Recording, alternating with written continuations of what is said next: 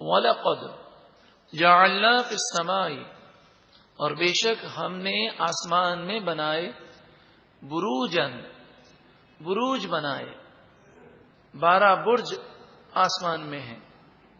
برج یہ ستاروں کی کہکشاں کو کہتے ہیں۔ آسمان پر 2 قسم کی چیزیں ہیں، ایک تو ستارہ ہے کہ جو حرکت نہیں کرتا سائنسی طور پر، اور دوسرا سیارہ ہے جو حرکت کرتا ہے۔ تو یہ 12 برج ہیں کہ سیارے حرکت کرتے ہوئے ان 12 برجوں سے گزرتے ہیں۔ یہ آسمان کی زینت ہے۔ اگر آپ کبھی پورے شہر میں لائٹ نہ ہو اور اندھیرا ہو، رات کا وقت ہو، آسمان کھلا ہوا ہو، بادل نہ ہو، اور آسمان پر چاند بھی نہ ہو، تو آپ دیکھیں گے آسمان پر بہت سارے ستارے نظر آئیں گے، اور ان ستاروں کے جھرمٹ کے مختلف ڈیزائن اور مختلف شکلیں ہیں۔ وَزَيَّنَّاهَا لِلنَّاظِرِينَ، اور ہم نے اس آسمان کو دیکھنے والوں کے لیے خوبصورت بنایا، آراستہ کیا۔ وَحَفِظْنَاهَا مِنْ كُلِّ شَيْطَانٍ رَجِيمٍ، اور اس آسمان کی ہر شیطان مردود سے حفاظت کی، یعنی جنات، سرکش جنات، شیاطین آسمان دنیا کے قریب نہیں جا سکتے، الا مگر من استرق السمع، جو کوئی گفتگو چوری کرنے کے لیے جائے۔ مراد یہ ہے کہ اب حضور کی آمد کے بعد جو کوئی آسمان دنیا کے قریب سرکش جن جانے کی کوشش کرتا ہے تاکہ فرشتوں کے کلام کو سن کر لوگوں کو بتائے اور کہے تقدیر کے یہ فیصلے ہیں، تو اب وہ تقدیر کے فیصلے نہیں سن سکتے، اس لیے کہ آسمان کے قریب جاتے ہیں تو ایک روشن شعلہ مارا جاتا ہے جو ان شیطانوں کو جلا دیتا ہے۔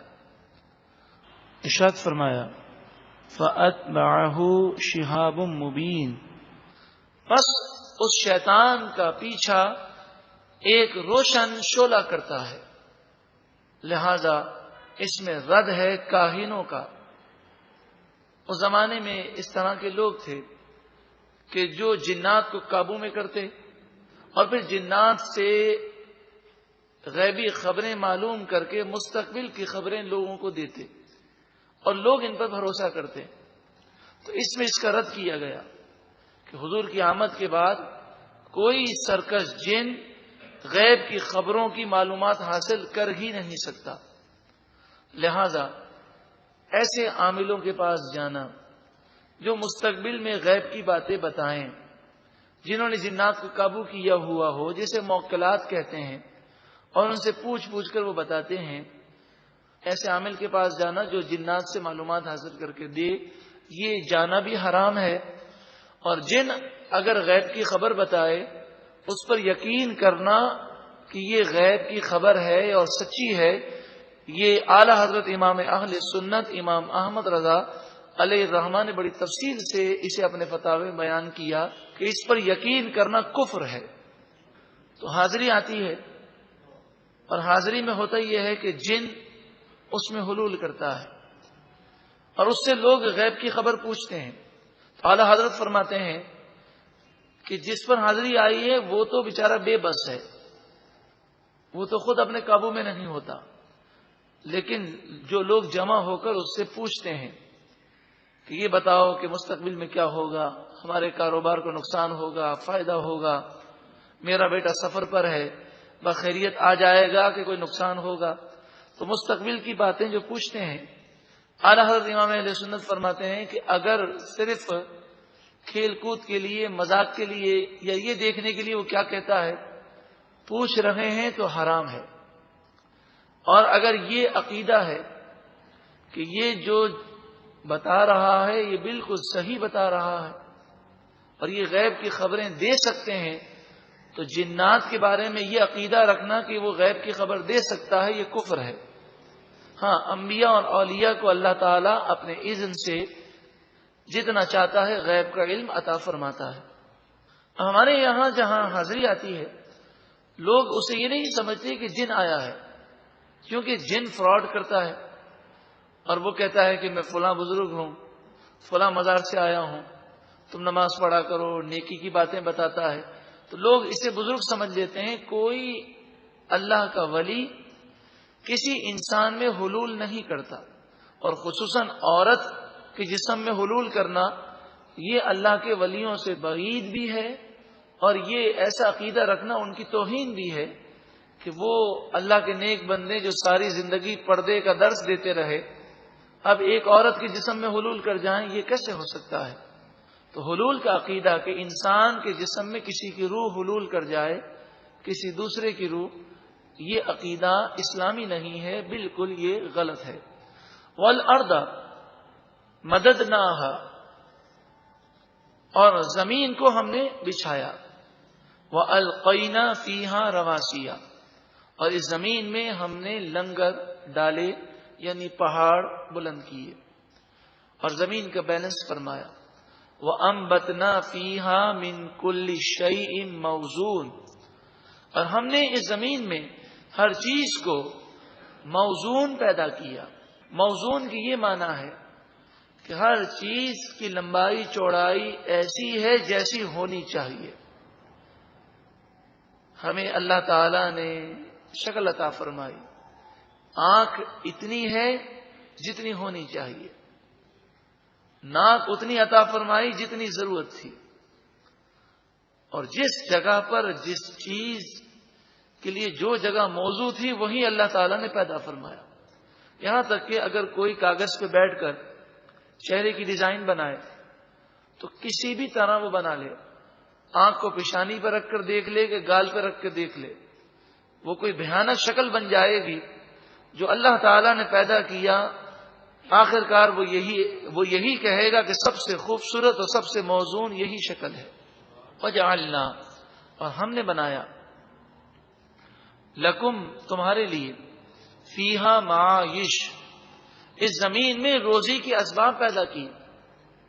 ہم دنیا میں آئے، ہمیں بھوک لگتی ہے، پیاس لگتی ہے، اگر دنیا کے اندر پانی نہ ہوتا، دنیا میں زمین زرخیز ہی نہ ہوتی، کوئی بیج ہی نہ ہوتے، کہ بیج ہوتے لیکن بیج سے پیداوار نہ ہوتی، تو ہم کھانے کے لیے کیا کرتے؟ بلکہ اگر دیکھا جائے تو انسان کی جو زیادہ ضرورت ہے وہ زیادہ سستی ہے۔ سب سے انسان کے لیے ضروری ہوا ہے، اس پر کوئی ٹیکس نہیں لے، مطلب کوئی اس پر ٹیکس لگا ہی نہیں سکتا۔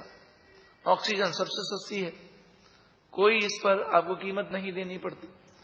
پھر دوسرے نمبر پر انسان کے لیے جو ضروری چیز ہے وہ پانی ہے۔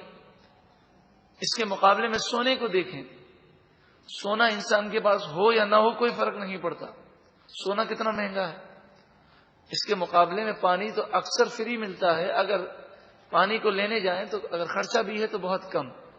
آگ انسان کی ضرورت ہے، آگ دیکھیں کتنی سستی ہے، ایک ماچس لیں اور جلائیں تو آگ جل گئی۔ گیس، پیٹرول، اور آپ یوں سمجھیے کہ مٹی کا تیل، اس سے آگ جلتی ہے، لیکن آگ جلانے کے لیے پیٹرول کا ہونا بھی کوئی ضروری نہیں، آپ پرانی سی لکڑی بھی لے لیں تو آگ جل جاتی ہے۔ تو آگ جلانے کے لیے جو ماچس کی ضرورت ہے وہ بھی سستا ہے۔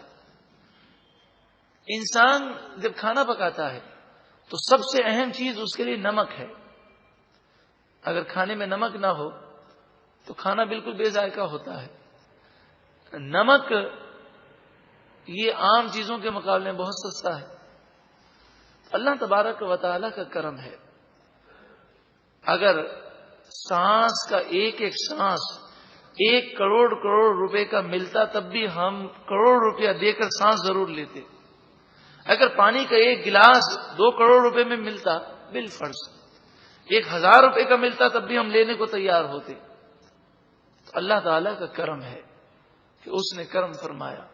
وَجَعَلْنَا لَكُمْ فِيهَا مَعَایِشَ، اور تمہارے لیے اس میں روزیاں کر دیں۔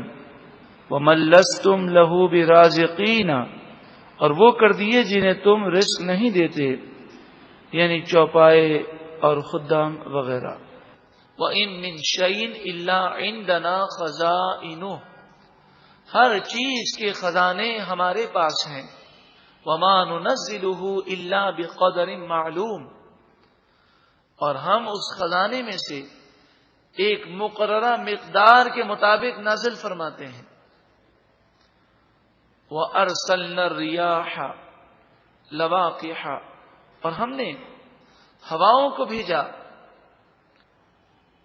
جو بادلوں کو چلاتی ہیں اور بادلوں کو وہ پانی سے بھر دیتی ہیں. سائنس یہ کہتی ہے کہ پانی بخارات بن کر اوپر جاتے ہیں اور پھر اوپر جا کر یہ بادل کی صورت اختیار کر کے ہم پر برستے ہیں. لیکن آپ جانتے ہیں کہ زمین سے لے کر بادل تک بیچ میں ہوا کا میڈیم ہے. اگر یہ ہوا کا واسطہ نہ ہوتا تو یہ بخارات وہاں تک نہ پہنچ سکتے. فَأَنزَلْنَا مِنَ السَّمَاءِ مَاءً، پھر ہم نے آسمان سے پانی کو اتارا. فَأَسْقَيْنَاكُمُوهُ، پس ہم نے تمہیں پانی سے سیراب کر دیا. وَمَا أَنْتُمْ لَهُ بِخَازِنِينَ، اور تم اس پانی کے خزانچی نہیں ہو. تم اللہ تعالی کے خزانوں کے خزانچی نہیں ہو. سب کچھ دینے والا وہ ہے. تو تم جب اس قدر عاجز ہو تو اس کے فرما بردار بن جاؤ. وَإِنَّا لَنَحْنُ نُحْيِي وَنُمِيتُ، اور بے شک ضرور ہم زندہ کرتے ہیں اور موت دیں گے. وَنَحْنُ الْوَارِثُونَ، اور ہم ہی وارث ہیں، یعنی بقا صرف ہمیں ہی حاصل ہے.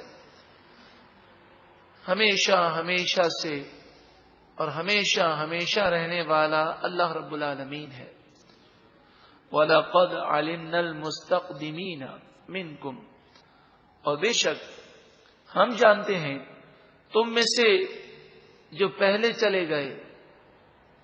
وَلَقَدْ عَلِمْنَا الْمُسْتَأْخِرِينَ، اور بے شک ہم جانتے ہیں جو تم میں سے بعد میں جائیں گے.